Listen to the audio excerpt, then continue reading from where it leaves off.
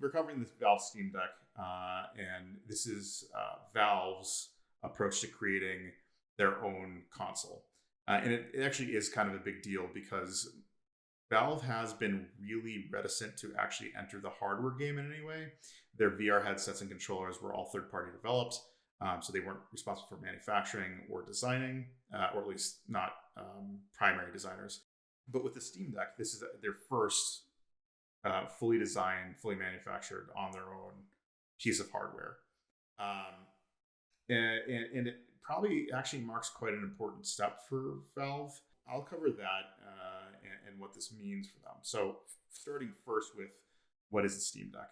For those who may not have already found out about it, this is Valve's entry into some sort of home console. It's more like a portable Switch-like device, which is a large LCD screen mounted with controllers on it, but it fully houses all the hardware. They've decided to go with something that is more in line with the PS4. The thing is capable of doing 1.6 teraflops of GPU computational power. So we get performance that is slightly better than the PS4, but you also get the benefit of it running on a small screen. So it's 1.6 teraflops of computational power, but only trying to render at 720p thereabout on a screen because it's a fixed screen.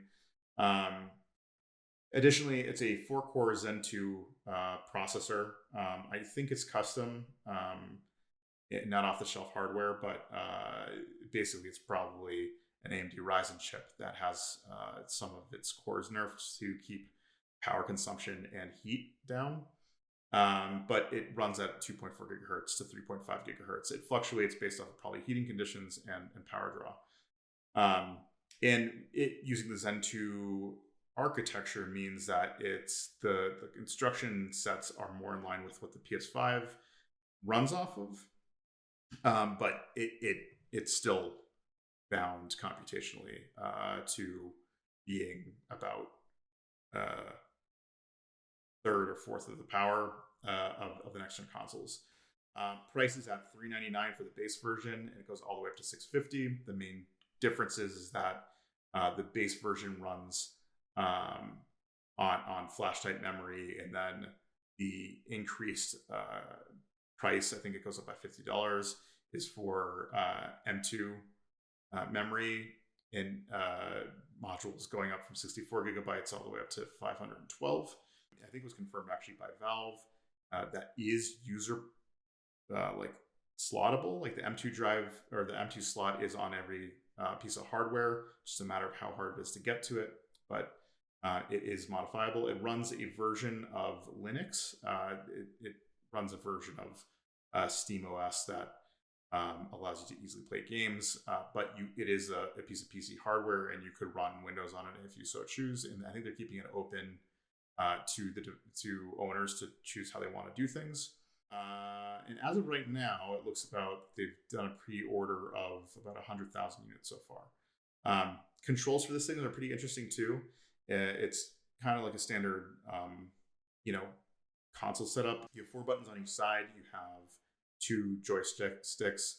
You have 2 shoulder buttons, and they're fully functional. But then you also get 2 auxiliary buttons that are on the back side of each grip. So you actually get 4 buttons just on your trigger fingers, and then the face buttons you have for plus the joysticks themselves. Below that, they actually have a capacitive touchpad that allows you to control things like mouse movement or games that need that sort of thing.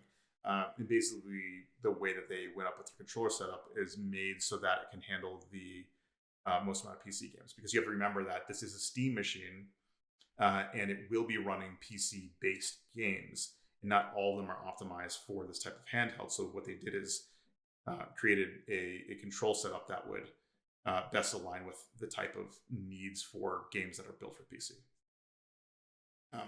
So there's a couple things to look at here. One is where does this kind of stack up? Is this a piece of hardware that is supposed to go against current consoles is supposed to go against even the Switch. And if you look at it like cursory look, it looks like a Switch and kind of performs the same function as one. Um, but I don't actually think it's competitive with any of them. It's not to say that like they're not going to sell hardware. I do not think it's going to sell anywhere the amounts of where the Switch is at or the PlayStation or anything like that. But what it does show is where Valve is thinking about like taking the Steam platform, and they've dabbled in this before. They've had mobile or like headless units that would stick onto your TV, allow you to play in your living room. They had their own little Steam machines that they worked with third parties to make that were like small, compact gaming platforms that could plug into TVs. But they've taken it into their own hands at this point, and you have to look at it about like what it means to Valve to really understand the placement of it, because it will not be a competitor against the consoles yet, at least. And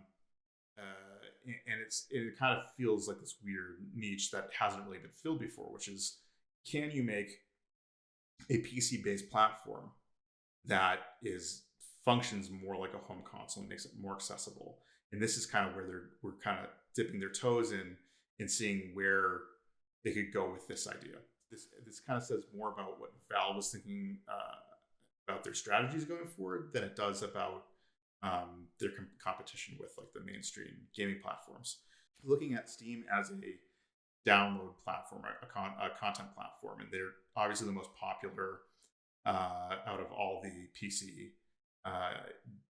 digital distribution platforms, but they're facing a lot of strong competition. They're facing competition from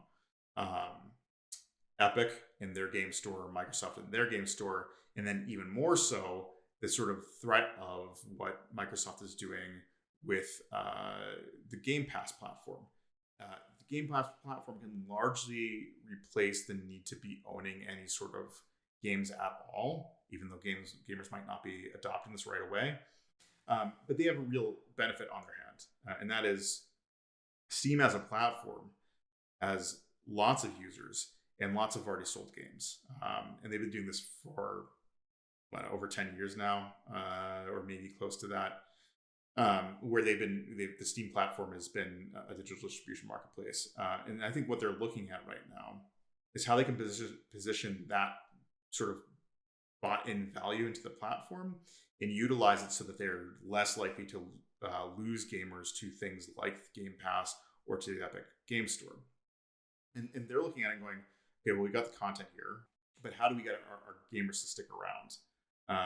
And a Steam console-like thing allows people to utilize their games in ways that they weren't able to before. So no longer is it, I own this enormous library on Steam and I can only play it on my PC or when I want to do PC gaming, but instead it looks more like no, you're not just tethered to this. Your Steam account and everything that your Steam account has can be utilized much more like a game console. Steam needs to break out of that. I think they know that. I think the entire game industry is kind of breaking away from this and really rethinking how console gaming is supposed to be done, or gaming in general is supposed to be done.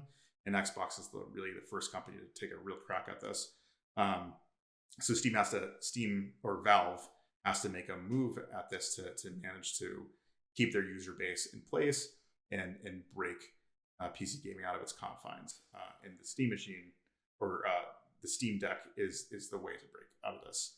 My guess is that this will be popular enough and function well enough. This is a good first go at what is the future of like PC gaming. The other thing with this as well is that this might indicate Valve's intent to get back into gaming. With a console like the Steam Deck, there's no better console to actually start producing games for again, because will create exclusive content that might not be able to be available on the Epic Store or the Microsoft Store, and would give reason for people to consider not just Steam, but the Steam Deck as a